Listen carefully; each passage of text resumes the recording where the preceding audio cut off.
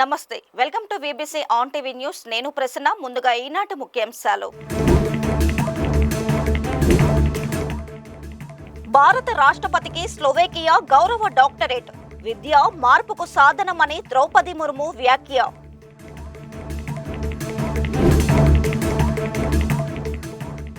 Nursing విద్యా రంగంలో సంస్కరణలు షురూ. జూలైలోనే అడ్మిషన్లకు మంత్రి సత్యకుమార్ ఆదేశం.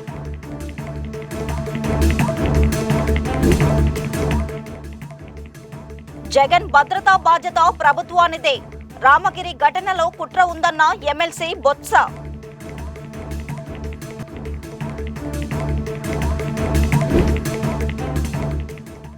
టిప్పర్ విడుదలకు 20,000 డిమాండ్. ఏసీబీ వలలో భద్రాద్రి సిఐ సిబ్బంది.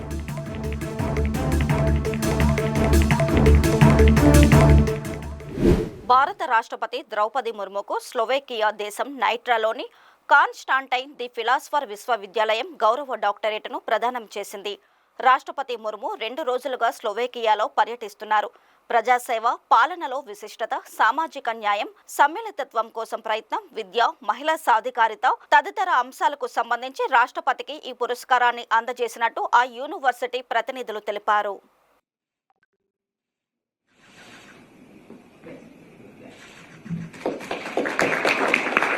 ఈ సందర్భంగా జరిగిన కార్యక్రమంలో రాష్ట్రపతి మాట్లాడుతూ విద్య మార్పుకు ఒక సాధనమన్నారు. తాను ఉపాధ్యాయురాలు పదవి నుండి దేశంలోనే అత్యున్నత పదవికి వెళ్లినప్పుడు తన జీవితంలో ఈ సత్యాన్ని ఆవిష్కరించినట్టు తెలిపారు.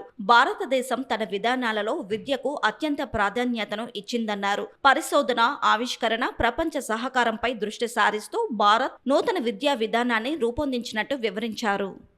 I am deeply honored to be here in the historic city of Nitra and to receive this prestigious honorary doctorate from Constantine the Philosopher University.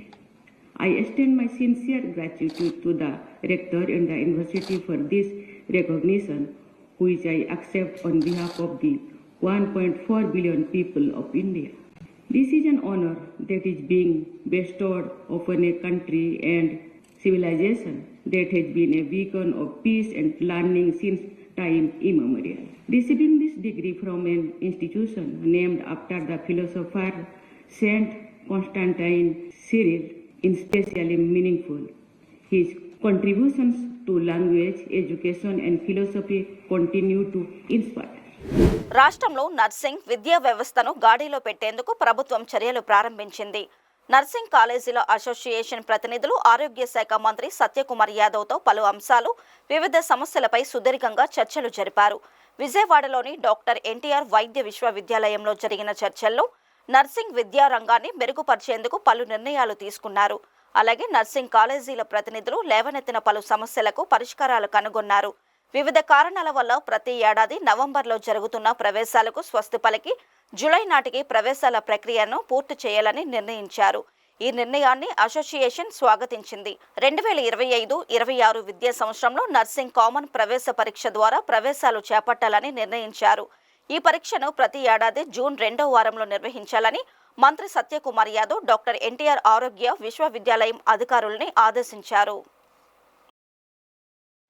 మాజీ ముఖ్యమంత్రి జగన్మోహన్ రెడ్డికి భద్రత కల్పించాల్సిన బాధ్యత ప్రభుత్వానికి ఉందని YCP MLC Botsa Satyanarayana demand చేశారు. రామగిరి పర్యటనలో పోలీసుల వైఫల్యం వెనుక కుట్రకోణం ఉందన్న అనుమానం వ్యక్తం చేశారు. దీనిపై కేంద్రానికి లేఖ రాసినట్లు విశాఖలో జరిగిన మీడియా సమావేశంలో ఆయన వెల్లడించారు.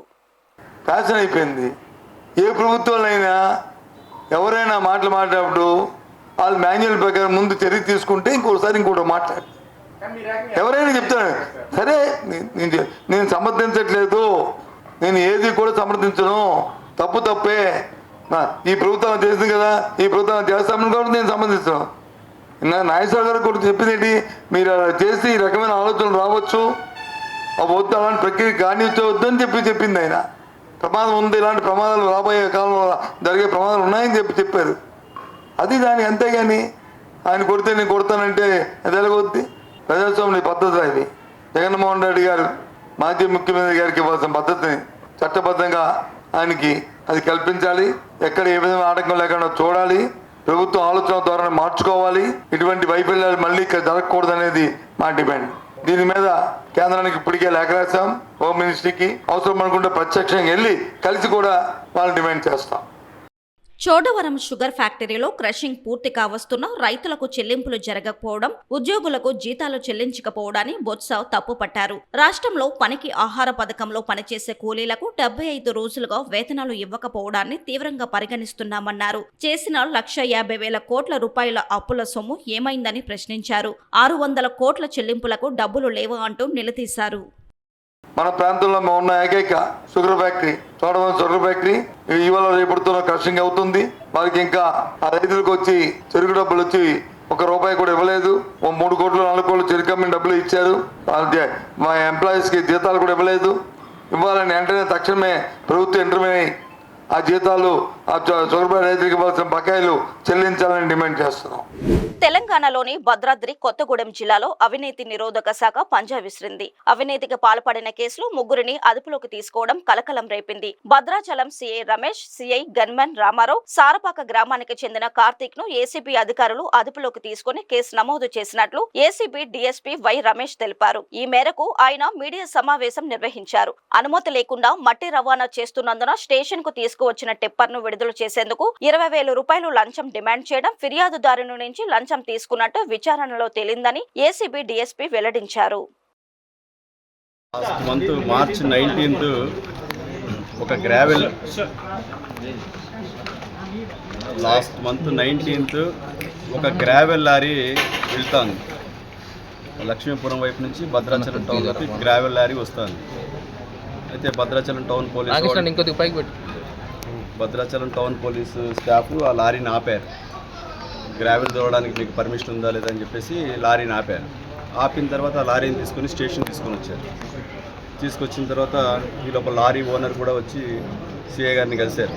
సార్ అది లారీ ఆ హౌస్ కన్స్ట్రక్షన్స్ కోసం మొరం తోడడానికి వెళ్తుంది సార్, గ్రావెల్ తీసుకొని వెళ్తుందంటే మేము కేసు పెడతాము అది ఇది అని చెప్పి సిఐ గారికి చెప్పడం జరిగింది.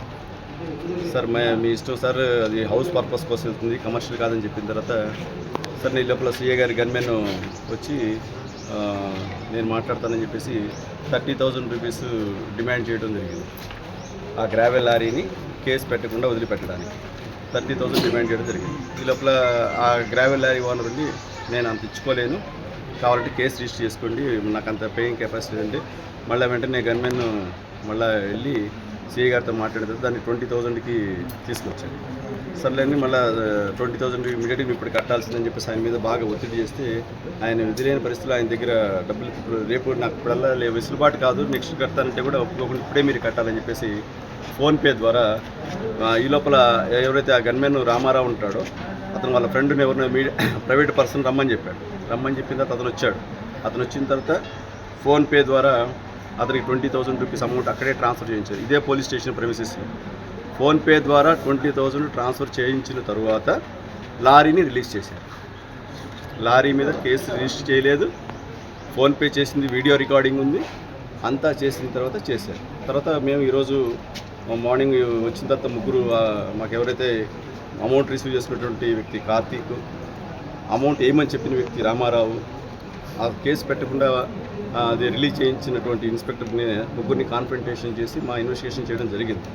రామారావుని మా మేము ఏసీబీలో ఏ కేసు చేసినా మీడియేటర్ సమక్షంలో చేస్తాం, ఓన్లీ పోలీస్ ఆఫీసర్సే ఉండదు.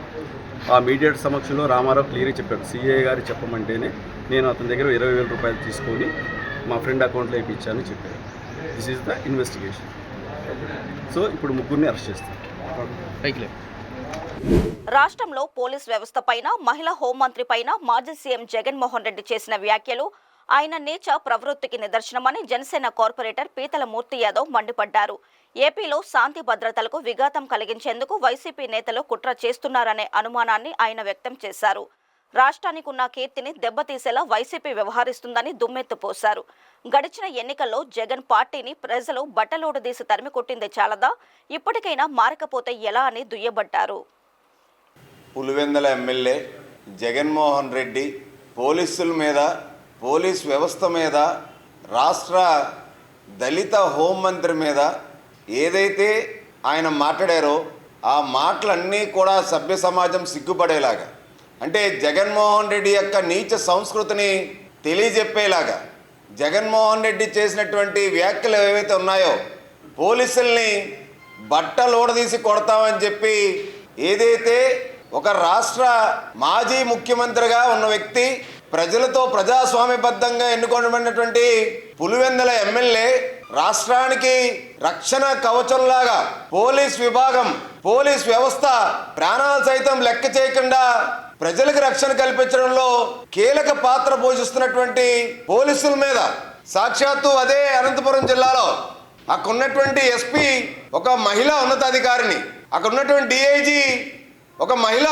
ఉన్నతాధికారిని, రాష్ట్రంలోనే 5,000 మంది పైగా మహిళలు పోలీసులు ఉద్యోగాలు చేస్తున్నటువంటి వైనం, అలాంటిది పోలీసుల్ని బట్టలోడు తీసి కొడతామనంటే జగన్మోహన్ రెడ్డి యొక్క నైజం ఉచ్చ నీచాలు మరిచి జగన్మోహన్ రెడ్డి ఏ విధంగా బరి తెగించి శాంతి భద్రతలు విఘాతం కలిగించే విధంగా శాంతి భద్రతల సమస్యలు ఈ రాష్ట్రంలో తీసుకురావాలి, తన రాజకీయ ఉనికిని కాపాడుకోవడం కోసం అని చెప్పి భావించి ఒక కుట్రలో భాగంగా పోలీసుల్ని ఆ విధంగా మాట్లాడతాడా? ఏదైతే రాప్తాడులో శాంతియుతంగా జగన్మోహన్ రెడ్డి పర్యటించాలని చెప్పి రాష్ట్ర ప్రభుత్వం 1,100 మంది పోలీసుల్ని అక్కడ ఆయన సెక్యూరిటీగా ఇచ్చి తెలుగుదేశం పార్టీ నాయకులకి, కార్యకర్తలకు అందరికీ కూడా కవ్వింపు చర్యలకి జగన్మోహన్ రెడ్డి వల్ల అనుచరులు పాల్పడతారు, శాంతి భద్రతలకు విఘాతం కలిగించేటువంటి కార్యక్రమాలు చేపడతారు.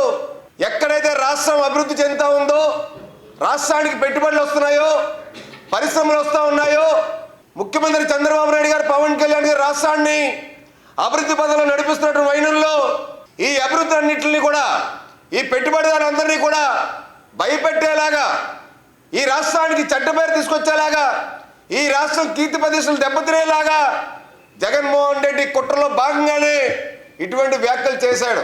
తన యొక్క హెలికాప్టరు దెబ్బతిన్నట్టయితే ఎలాగా, తన యొక్క హెలికాప్టరు దెబ్బతిన్నట్టయితే ఎలాగా, దెబ్బతిన్న హెలికాప్టర్ ఎలాగ గాల్లో ఎగిరెళ్ళిపోతుంది.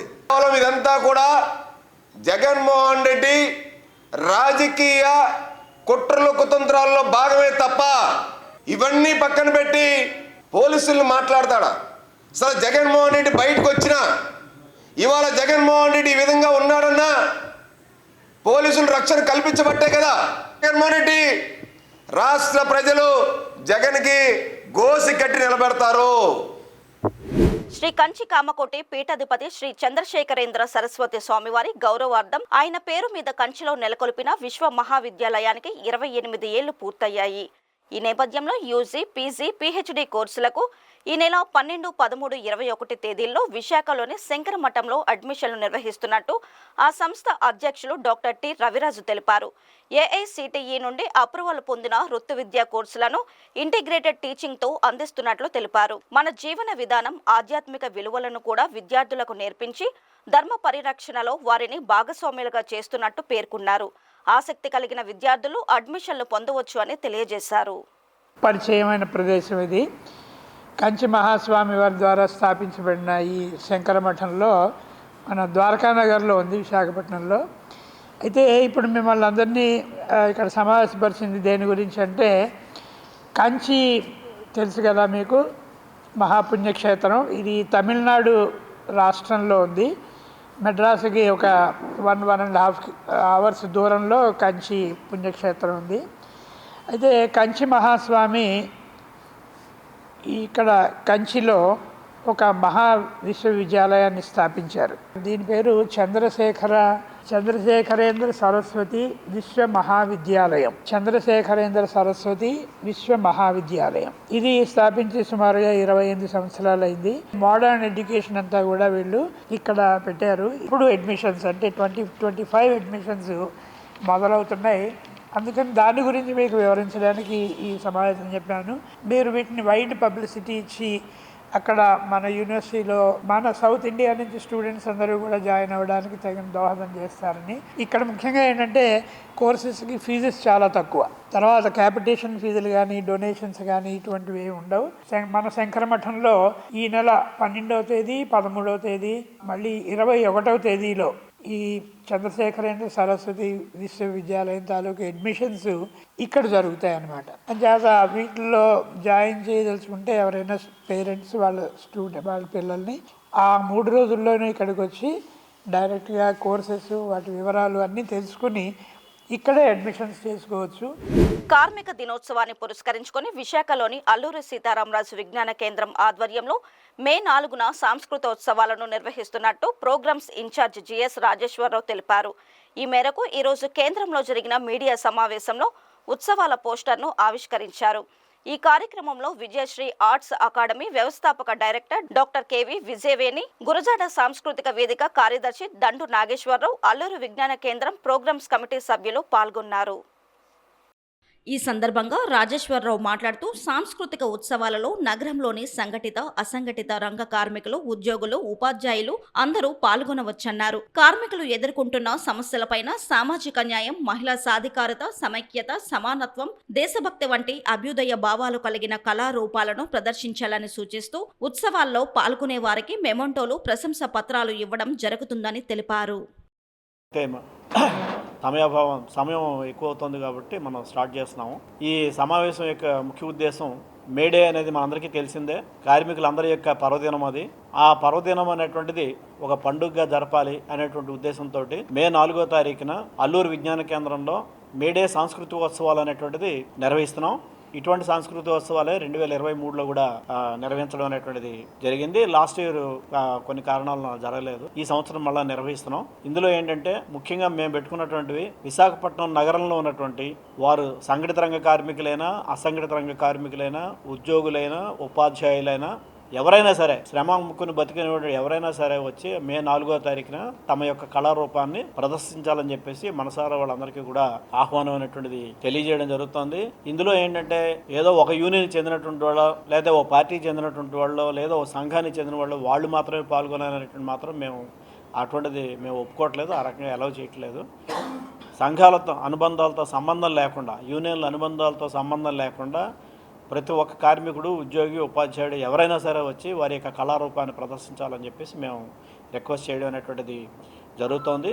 ఎవరు పాల్గొదలుచుకున్నా సరే, ఆఖరికి జర్నలిస్టులు పాల్గొనడం కూడా అవసరం. మీరు కూడా కార్మికులే కాబట్టి, మీలో కూడా కళాకారులు చాలామంది ఉన్నారు కాబట్టి మీరు కూడా వచ్చి 1-2 ప్రదర్శనలు ఇచ్చినట్లయితే ఇంకా దానికి మరింత నిండుదనం అనేటువంటిది వస్తుంది. ఏమైనా సరే ఏంటంటే ఎవరు పాల్గొదలుచుకున్నా ఏప్రిల్ 20 కల్లా మాత్రం ఎంట్రీలు అనేటువంటి మాకు ఆ పేర్లు అనేటువంటిది వచ్చినట్లయితే వాటన్నిటిని కూడా లిస్ట్ అవుట్ చేసుకుని మే 4వ తారీఖుకి ఏ ప్రోగ్రామ్, ఎవరి ప్రోగ్రాము, ఎంత సమయం, ఎన్ని గంటలకు ఉంటుందనేటువంటి స్లాట్లు కానీ ఫిక్స్ చేసుకున్నట్లయితే ఆ టైంకి వాళ్ళు వచ్చినా సరే సరిపోతుంది. ఆ రకంగా ఏంటంటే మేము మొత్తం అరేంజ్ చేసుకోవడం తగ్గట్టుగా ఏప్రిల్ 20 తారీఖు కల్లా పేర్లన్నీ కూడా వచ్చినట్లయితే బాగుంటుందని చెప్పేసి, అలాగే మా కార్డులోనే కాంటాక్ట్ నెంబర్లు కూడా ఇచ్చాము. నాది, దండు నాగేశ్వరరావు గారిది, బుజ్జి గారిది 3 కూడా నంబర్లు కూడా ఇవ్వడం జరిగింది.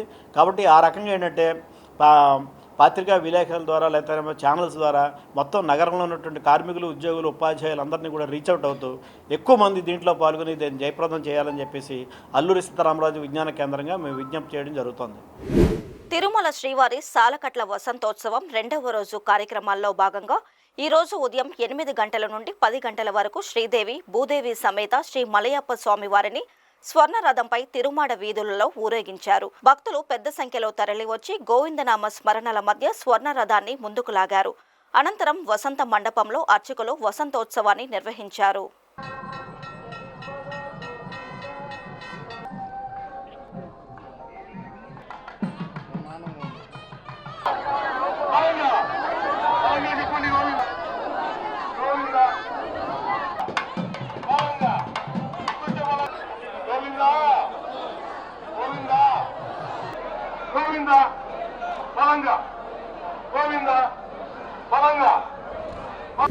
విశాఖ గాజువాకలోని జగ్గు జంక్షన్ సమీపంలో గత అర్ధరాత్రి అగ్ని ప్రమాదం చోటు చేసుకుంది. బెంగళూరు అయ్యంగార్ బేకరీలో షార్ట్ సర్క్యూట్ కారణంగా అగ్ని ప్రమాదం సంభవించినట్టు తెలుస్తోంది. ఒక్కసారిగా మంటలు చెలరేగడంతో స్థానికులు అగ్నిమాపక శాఖ సిబ్బందికి సమాచారం అందించారు. అగ్నిమాపక శాఖ సిబ్బంది ఘటనా స్థలానికి హుటాహుటిన చేరుకొని మంటలను అదుపులోకి తీసుకువచ్చారు.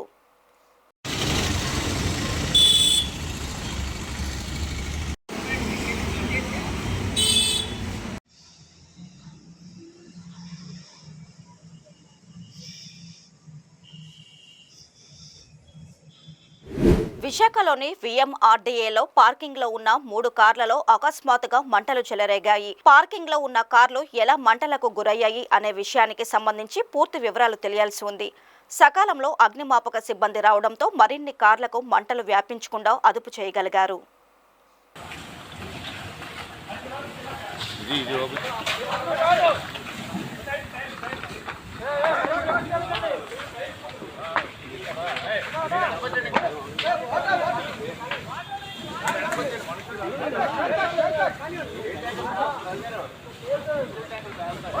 కాకినాడ జిల్లాలో గల తుని పట్టణంలో మాజీ మంత్రి యనమల రామకృష్ణుడు 42 వసంతాల రాజకీయ వేడుకలు ఘనంగా జరిగాయి. ఇందులో భాగంగా ముద్రించిన 42 వసంతాల రాజకీయ ప్రస్తావన పుస్తకావిష్కరణ సభ యనమల దివ్య అధ్యక్షతన జరిగింది. శాసనసభ స్పీకర్ చింతకాయల అయ్యన్న పాత్రుడు చేతుల మీదుగా ఈ పుస్తకావిష్కరణ ఘనంగా జరిగింది. ఈ కార్యక్రమంలో మంత్రులు వంగలపూడి అనిత, కింజరపు అచ్చెన్నాయుడు, ఎమ్మెల్యే గోరంట్ల బుచ్చయ్య చౌదరి, తెలుగుదేశం పార్టీ రాష్ట్ర అధ్యక్షుడు పల్లా శ్రీనివాసరావు తదితరులు హాజరయ్యారు.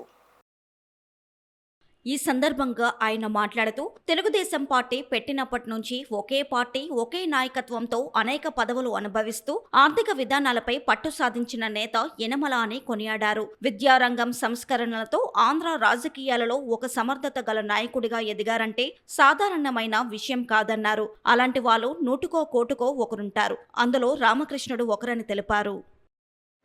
రాష్ట్ర ప్రజలందరూ ఆరోగ్యంగా ఉంటేనే రాష్ట్రం ఆరోగ్యాంధ్రప్రదేశ్గా మారి త్వరగా అభివృద్ధి దిశలో పయనిస్తుందని కోనసీమ జిల్లా పి గన్నవరం శాసనసభ్యుడు సత్యనారాయణ పేర్కొన్నారు. నియోజకవర్గం పరిధిలోని 4 మండలాలకు సంబంధించిన 26 మంది లబ్ధిదారులకు CMRF కింద 17,32,310 రూపాయలు మంజూరయ్యాయి. తన కార్యాలయంలో లబ్ధిదారులకు చెక్కులతో పాటు ముఖ్యమంత్రి సందేశ పత్రాలను కూడా ఎమ్మెల్యే అందజేశారు. ఈ సందర్భంగా ఎమ్మెల్యే మాట్లాడుతూ వైద్యం విషయంలో పేద ప్రజలు ఎలాంటి ఇబ్బందులు పడకూడదనే ఉద్దేశంతో ముఖ్యమంత్రి సహాయ నిధి ద్వారా నిత్యం ఎంతో మంది పేదలకు వైద్యానికి నిధులు అందజేస్తున్నారని తెలిపారు. చెక్కులు అందుకున్న లబ్ధిదారులు ఎమ్మెల్యేకి ధన్యవాదాలు తెలిపారు. అప్లికేషన్స్ త్వరితగతిన ప్రాసెస్ చేసి మీ యొక్క అవసరాల కోసం అది సీఎం రిలీఫ్ ఫండ్ నుంచి త్వరగా వచ్చేటట్లు చేయటం జరుగుతుంది. అయితే ఈ విషయంలో చాలామంది సరైనటువంటి పద్ధతిలో ఇవ్వకపోవటం వల్ల కొన్ని అప్లికేషన్స్ కూడా లేట్ అవుతాం జరుగుతుంది. అది ఎందుకనంటే మీరు ఇచ్చేటువంటి ఆ బిల్స్లో కొన్ని వాటిలో డేట్స్ ఉండవు, కొన్ని వాటిలో సంతకాలు ఉండలేదు. దయచేసి మీరు ఒకసారి ఇక్కడికి తీసుకొచ్చే ముందే మీరు చూసుకుని ఉంటే అన్నీ మీకు లేట్ అవ్వకుండా ఉంటుంది. దానివల్ల త్వరగా మీకు చెక్స్ మేము రప్పించగల పరిస్థితి ఏర్పడుతుందని ఈ సందర్భంగా తెలియజేస్తున్నా. ఇకపోతే మీ అందరికీ తెలుసు, ఇంకా ఎప్పుడు చెప్పేదే, మన కూటమి ప్రభుత్వం ఏర్పడిన తర్వాత ప్రజల యొక్క క్షేమం కోరి మన ముఖ్యమంత్రి వర్యులు అదేవిధంగా ఉప ముఖ్యమంత్రి వర్యులు తీసుకున్నటువంటి చొరవ వల్ల ఈ పేద ప్రజలకి ఈ యొక్క రిలీఫ్ అందుతుందని ఈ సందర్భంగా మీకు తెలియజేస్తున్నా. అచేత మన ఎన్డీఏ కూటమి ప్రభుత్వం ఏ విధంగా అయితే మనకి అందరికీ సహాయం చేస్తుందో మీరందరూ కూడా గమనించి మన ప్రభుత్వానికి మీరు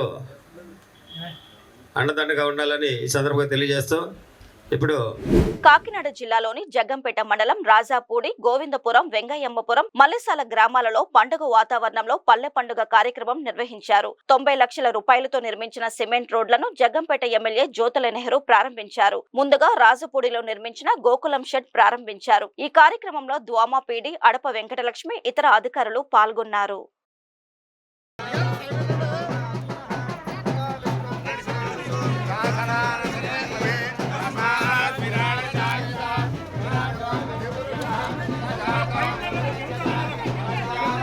అనంతపురం జిల్లా గుంతకల్ నియోజకవర్గం పామిడి పట్టణంలో పల్లెకు పోదాం కార్యక్రమం జరిగింది. కేంద్రంలో గల భారతీయ జనతా పార్టీ ప్రభుత్వం పేద ప్రజల కోసం అనేక పథకాలు చేపట్టిందని అనంతపురం జిల్లా బీజేపీ అధ్యక్షుడు కొనకండ్ల రాజేష్ తెలిపారు. ఈ కార్యక్రమంలో భాగంగా ఇక్కడ మెయిన్ బజార్ లో ఇంటింటికి తిరిగి ప్రచారం నిర్వహించారు. పేదలకు ఉచిత బియ్యం, అంగన్వాడీల ద్వారా పౌష్టికాహారం, ఉపాధి హామీ పథకం, 5 లక్షల ఆరోగ్య బీమా, పంటలకు ఆర్థిక సహాయం, పక్కా ఇల్లు నిర్మాణం లాంటి అనేక కార్యక్రమాలు అమలు జరుగుతున్నాయని గుర్తు చేశారు. నిర్వహించారు. ఈ కార్యక్రమంలో బీజేపీ మండల అధ్యక్షుడు అంజి నాయక్, కార్యకర్తలు పాల్గొన్నారు.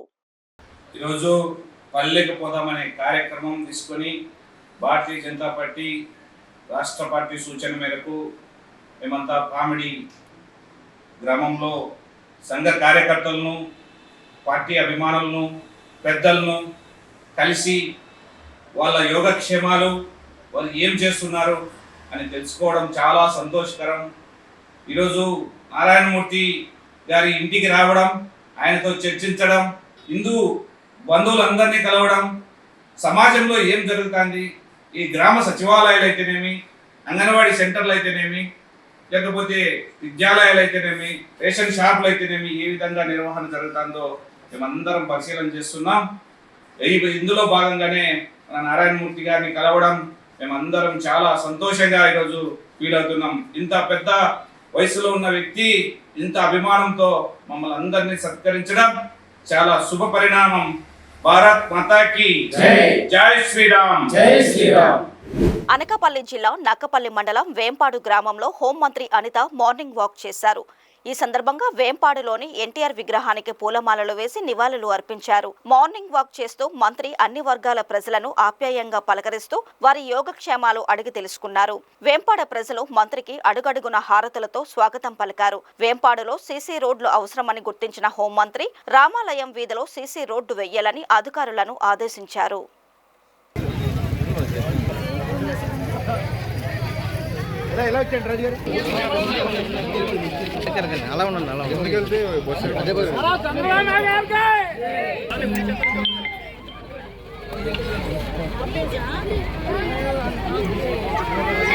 ఈరోజు మైక్రోపేట నియోజకవర్గంలో వేంపాడు గ్రామంలో ఒకసారి మార్నింగ్ ఒకసారి ఇక్కడికి వచ్చి ప్రజలందరితోని కూడా ఒకసారి మాట్లాడాలి, ప్రజలందరి తాలూకా కష్ట సుఖాలు తెలుసుకోవాలని ఒకే ఒక ఉద్దేశంతో ఈ రోజు ఇక్కడికి రావడం జరిగింది. వేంపాడు గ్రామం అంటేనే నియోజకవర్గంలోని చాలా ఎక్కువ మెజార్టీ ఇచ్చే గ్రామం. అన్ని కులాల వాళ్ళు, అన్ని వర్గాల వాళ్ళు కూడా తెలుగుదేశం పార్టీని, ఎన్డీఏ కూటమిని ఆశీర్వదించి ఈ రోజు మంచి మెజార్టీతో గెలిపించిన తర్వాత వీళ్ళ కష్టాలు కూడా అన్ని కూడా చూడాలి, వీళ్ళు ఏమైనా ఇబ్బందులు పడుతున్నారు అన్ని చూడాలి అని చెప్పి ఉదయాన్నే ఇక్కడికి రావడం జరిగింది. దీని తర్వాత కూడా కాన్స్టిట్యుయెన్షియల్ వైజ్ అందరూ ఆల్ అఫీషియల్స్ ఒక రివ్యూ మీటింగ్ కూడా పెట్టుకోవడం జరిగింది. రివ్యూ మీటింగ్ పెడితే అధికారులు ఏం చెప్తే అది వినేటట్టుగా కాకుండా ఈ రోజు గ్రామాల్లోకి వచ్చి వాస్తవాలు తెలుసుకొని అధికారులతో కూర్చోవాలి అని ఒకే ఒక ఉద్దేశంతో ఈ రోజు నేను మార్నింగ్ రావడం జరిగిందండి. ఇక్కడికి వచ్చిన తర్వాత కొన్ని ప్రాబ్లమ్స్ చెప్పారు. ఏదైతే చాలా మందికి పెన్షన్స్ అందుతున్నాయి, అన్ని రకాల సంక్షేమ కార్యక్రమాలు ఉన్నా కొన్ని చోట్ల వాటర్ ప్రాబ్లం, అదేవిధంగా డ్రైన్ ప్రాబ్లం ఉందని చెప్పి నాకు కొన్ని సమస్యలు తీసుకొచ్చారు. ఈ రోజు ఇక్కడికి ఎస్సీ కాలనీలోకి వస్తే వాళ్ళు మెయిన్ గా అడిగేది కూడా కొంచెం వాటర్ ప్రాబ్లం ఉందన్నారు. ఈ వాటర్ ప్రాబ్లం తీర్చడానికి కూడా మేము ఒక పక్క ప్రణాళిక వేసుకున్నాం. అది ఇంచుమించు ఒక 15 days లో వాటర్ ప్రాబ్లం కూడా క్లియర్ అవుతుంది. ఎందుకంటే పైప్ లైన్స్ అన్ని వేయించుకున్నాం, వాటర్ హెడ్ ట్యాంక్ ఉంది. ఈ పైప్ లైన్స్ కంప్లీట్ అయిపోతే కంపల్సరీగా వాళ్ళందరికీ కూడా ఇంటింటికి కుళాయి ఇచ్చే బాధ్యత కూడా మేము తీసుకుంటాం. ఎందుకంటే ఆల్రెడీ మాకు సూపర్ 6 లో కూడా మేము లాస్ట్ మేనిఫెస్టోలో కూడా ఇంటింటికి కుళాయి ఇస్తామని చెప్పి మేము చెప్పాం. దాని మీదనే ఈ రోజు కూడా మేము చిత్తశుద్ధితో పనిచేస్తున్నామని చెప్పి మీ అందరికీ తెలియజేసుకుంటున్నాం. ఇలా నేను వచ్చిన ప్రతిసారి ఎంత షెడ్యూల్, ఏ షెడ్యూల్ లో ఉన్నా కూడా నియోజకవర్గంలోకి వచ్చిన ప్రతిసారి ఒక్కొక్క విలేజ్ కి 2 విలేజ్ లో ఒకసారి చూసుకుని వాళ్ళ కష్ట సుఖాలు తెలుసుకుందాం అనే ఉద్దేశంతో ఈ రోజు పనిచేయడం జరుగుతుంది. ఈ రోజు దీని అందరికీ సహకరిస్తున్న మా ముఖ్య నాయకులందరికీ కూడా, మా అన్న వెంకటేష్ అన్నకి, అప్పలరాజు గారికి, రాంబాబు గారికి, ఇంకా పెద్దలందరూ ఉన్నారు, అందరికీ కూడా, మధు గారికి, ఎంపీటీసీ మధు గారికి, అందరికీ ఇక్కడ ప్రెసిడెంట్ గారు, మా అమ్మ ప్రెసిడెంట్ గారికి అందరికీ కూడా పేరు పేరున నేను ధన్యవాదాలు, నమస్కారాలు తెలియజేస్తాను. ఈ వార్తలు ఇంతటితో సమాప్తం. మరిన్ని విశేషాలతో మళ్ళీ కలుద్దాం.